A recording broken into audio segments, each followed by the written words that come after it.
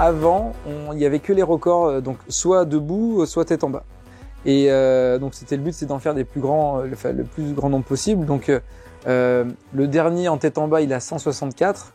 Ça fait déjà 2 fois qu'on essaie de le battre, on n'y arrive pas. Je sais qu'un jour on arrivera à faire un 200, c'est sûr. Le tête en haut, c'est un peu plus dur aérodynamiquement, c'est ce qu'on disait. Donc là, on a fait 96, on s'approche du 100. Je pense qu'on va y arriver un jour à passer la barre du 100. Donc voilà, petit à petit, on essaie de faire grossir ces deux énormes, ces records géants, soit tête en haut, soit tête en bas. Et on s'est dit bon, c'est quand même compliqué parce qu'il faut beaucoup de monde.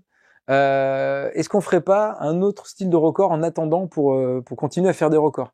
Et en fait, l'idée a été de réduire la taille, mais au lieu de faire une seule figure, d'en faire 2 ou 3. Donc on déplace les curseurs de difficulté parce que c'est pas forcément plus facile, mais du coup c'est vrai que ça a ouvert la porte à d'autres records et numériquement du coup c'est ce qui a fait que cette année on en a fait beaucoup et nous on aime bien parce que c'est un super challenge, se retrouver avec des gens du monde entier. C'est ce que je prends plaisir à dire à chaque fois dans une formation géante.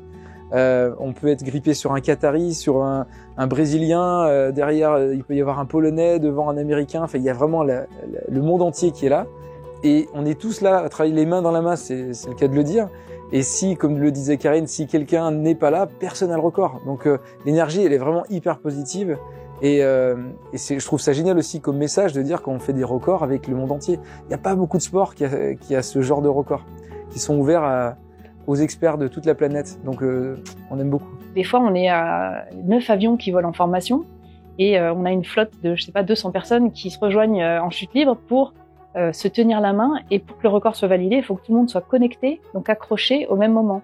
Et donc ça, c'est hyper technique parce que s'il y en a un qui fait pas un très bon saut, en fait, il pénalise tout le monde. Il pénalise les 199 autres personnes.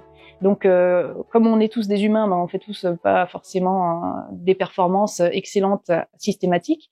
Et du coup, c'est compliqué d'avoir ces records-là. Donc, souvent, on fait plusieurs sauts jusqu'à ce qu'on arrive à le valider. Et c'est vrai qu'à chaque fois qu'on se pose, des fois, visuellement, on se dit bon, là, il y avait vraiment tout le monde. Moi, dans mon champ visuel, tout le monde avait l'air connecté. Et on se pose et on se demande et on se croise. Alors, je sais pas. Et on attend les résultats des vidéomans, des verdicts.